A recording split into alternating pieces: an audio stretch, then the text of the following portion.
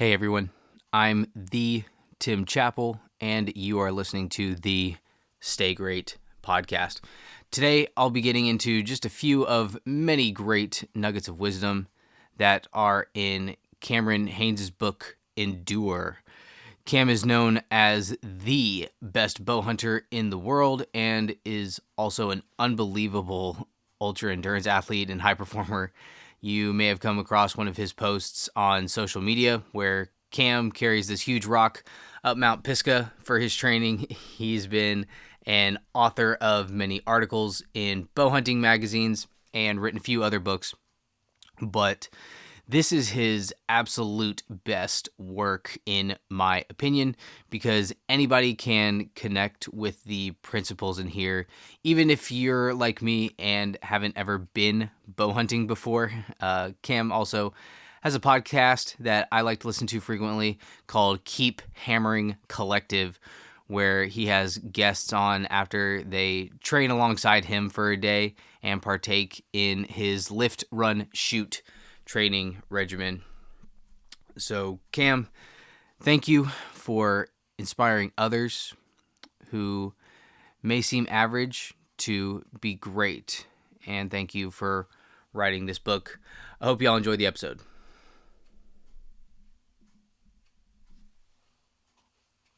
Day after day after day after day. Finally, with each passing day, I was starting to get it, and the effort paid off when I arrowed a spike bull elk after 18 straight days of bow hunting. The key to that success? Time. It took me nearly 3 weeks straight of elk hunting, every day a supreme effort to take that young bull, but with something as difficult as bow hunting, nothing happens overnight. In terms of my ability, I am probably 10 times the bow hunter now compared to then. The biggest reason for this is I'm never satisfied. I am always trying to get better, get in better shape, become a better shot, and a smarter hunter. This takes time. You can expect results overnight. You can't expect results overnight like everyone does in this day and age of instant gratification. Of course, at the start, I expected those immediate results right away, like most do. That was just part of being young and dumb. I had to learn. And as the famous Michelangelo quote goes, I am still learning. Bow hunting is all about preparation, and my goal is to hopefully inspire guys to ramp up what they are currently doing to prepare. As always, I shared what I was doing instead of telling others what they should do.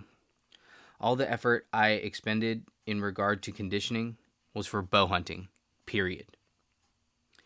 If we are all heroes and heroines on quests and journeys, like Joseph Campbell wrote about in The Hero with 1,000 Faces, we experience and accept that call to adventure. I had accepted mine when I decided to pursue bow hunting as a passion and to become the best bow hunter I could be. So that is an excerpt from Endure by Cameron Haynes. He is an unbelievable bow hunter, and some would say the best in the world.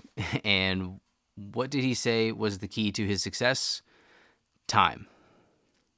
He also said that he is, quote, never satisfied. I am always trying to get better. I just love that quote. Hopefully that resonates with you as much as it did with me. Every day we should be trying to be better versions of ourselves than we were yesterday.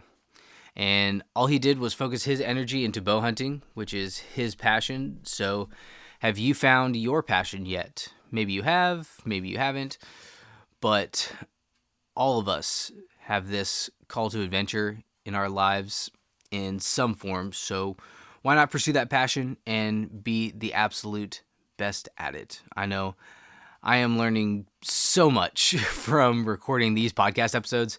Am I the best at it? Maybe my mom thinks so, but besides her, everyone would probably say that, no, Tim, you are not the best podcaster. And hey, that's all right. My feelings aren't hurt.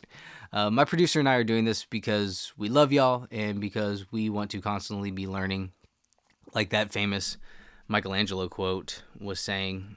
Now let's shift away from learning into the subject of winning and see what that looks like. I love this part in here. Many of you know about my affinity and admiration for President Theodore Roosevelt, and so I need to share this quote from Teddy that Cam included in his book that says, "We admire the man who embodies victorious effort, the man who never wrongs his neighbor, who is prompt to help a friend, but who has those virile qualities necessary to win in the stern strife of actual life." Now, pay attention to that real quick. Roosevelt says, "We admire the man who embodies victorious effort." So ask yourself, do I embody victorious effort? Not necessarily victory itself, but something better than that. Victorious effort. Are you striving to embody that? Something to ask yourself and think about before I go on to this next excerpt. Now, as you can imagine, there's a lot of people out there who give Cam a lot of crap for training so hard to go on these hunting trips. There are plenty of haters and critics out there. I'm sure even some of you have haters out there. We all do. I know I do. And Cam was just so sweet. He actually wrote a thank you note to these people in his life, and he put that in his book, and I'm going to read that here. It's a section that's called Thank You, Critics. "From the bottom of my heart, thank you. Thank you for your unsolicited advice on how I train. I appreciate your comments on my rest and recovery. It's nice to know your suggestions about how much I should sleep. I love learning about how I should lift. It's nice to know where you stand on politics and where I should stand. Remind me a few more times why I shouldn't be running. And yes, my deepest and most sincere gratitude for your critique of my music. May I respectfully just add one little thought. Unless you can help me put a broadhead arrow through the vitals of a big bull, bear, buck, or buffalo, your opinion doesn't mean much to me. And by much, I mean absolutely nothing. Bow hunting is my purpose, and the only thing I've ever been good at. I'm not a runner, so criticize my running all you want. I'm not a weightlifter, so critique my lifting and my strength as it means nothing to me. Hell, you don't hunt? Go ahead and judge me for hunting and killing animals to feed myself. If you're a fellow hunter, bash me to make yourself look better. I'm good with it.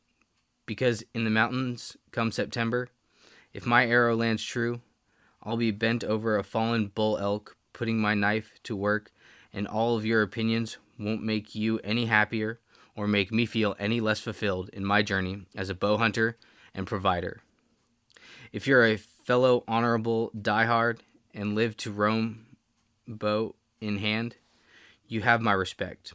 Or if you're a new to the fray archer, welcome to the brotherhood. Bow hunting can change your trajectory and give you a new perspective on life. If you're a critic and a couch life coach, please keep your comments and criticism coming. I love being entertained and appreciate the fuel. See you at the top. That's just such a great response. I love that. Those people who are just critics probably aren't doing too much with their lives, you know. Most successful people that I know, one, don't listen to those critics and go with their gut instead. And two, those successful people don't try to bring others down like that. So don't be that guy or that gal that critiques others. Take care of yourself, do things yourself, and handle your own stuff. Don't worry about what others are doing or saying to you. Keep embodying that victorious effort. Now, if you thought there would only be one Teddy Roosevelt quote in this episode, you would be wrong. So this isn't in the book, but the section that I just read makes me think of the Theodore Roosevelt speech called The Man in the Arena that he gave on April 23rd, 1910, talking about critics. So the man in the arena here. It's not the critic who counts, not the man who points out how the strong man stumbles, or where the doer of deeds could have done them better. The credit belongs to the man who is actually in the arena, whose face is marred by dust and sweat and blood, who strives valiantly, who errs, who comes short again and again, because there is no effort without error and shortcoming. But who does actually strive to do the deeds? Who knows the great enthusiasms, the great devotions? Who spends himself in a worthy cause? Who at the best knows in the end the triumph of high achievement? And who at the worst, if he fails, at least he fails while daring greatly, so that his place shall never be with those cold and timid souls, who neither know victory nor defeat. I love that speech. It's not the critic who counts. All that, negative noise that's in your head, or people in the comment section that are just being critics, they don't count. They just don't need any of your attention. You should always keep striving and daring to do great things, because the credit goes to the man who is actually in the arena, be that man or woman. So we all have this greatness in us, and we all have this capacity to work hard, to outlast, to keep hammering, to endure.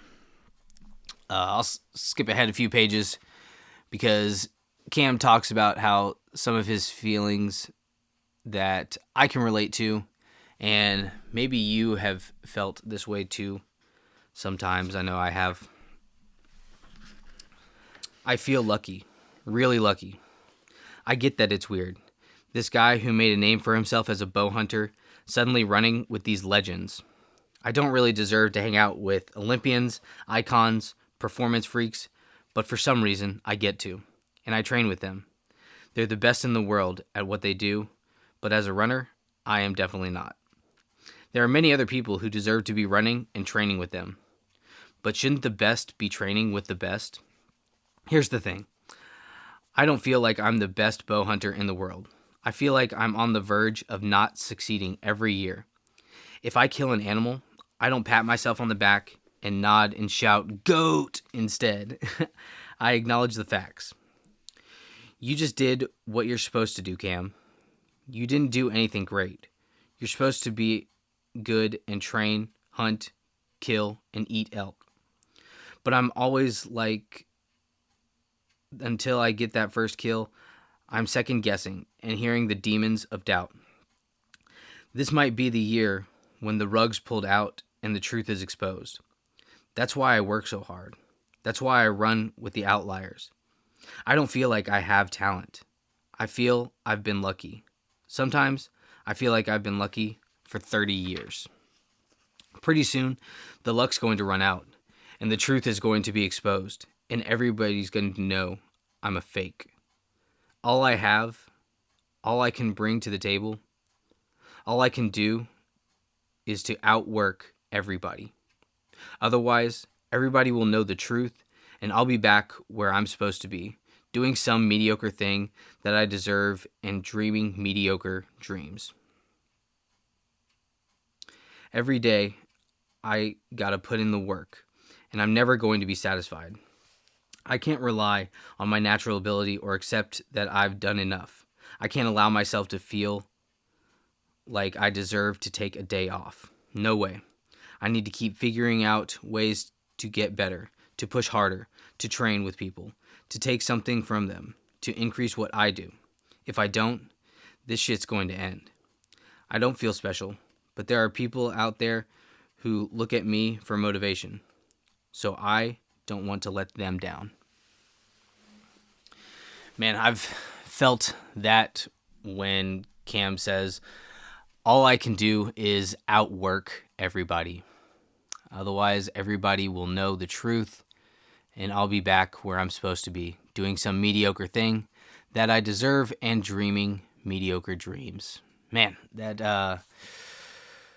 just hits close to home for me. I can't stand the thought of people thinking that I'm a fake, or that I just can't stand the thought of being mediocre. So what do I need to do?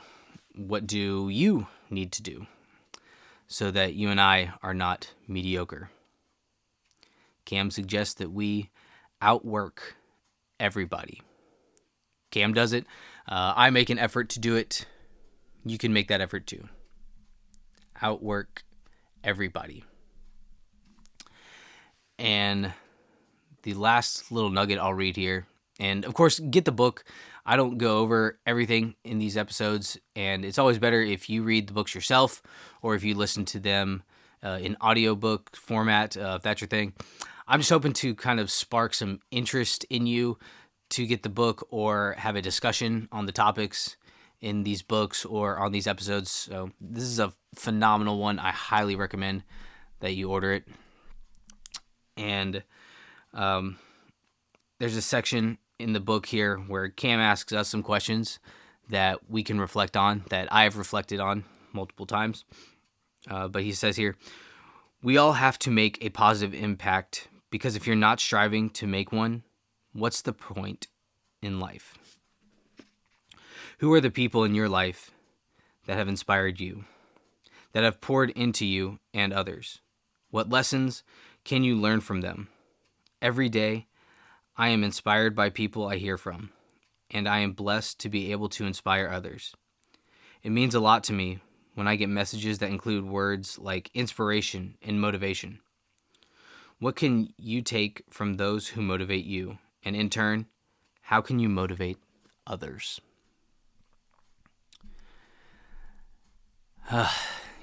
Most of y'all know that it's my life's calling to have a positive impact on over 1 million lives in my lifetime. So I absolutely love how Cam phrases this question that I urge you to think about. If we all have, let me reread that. We all have to make a positive impact, because if you're not striving to make one, what's the point in life? That is a hell of a self-reflection question to end on. Are you making a positive impact on others? I hope you are.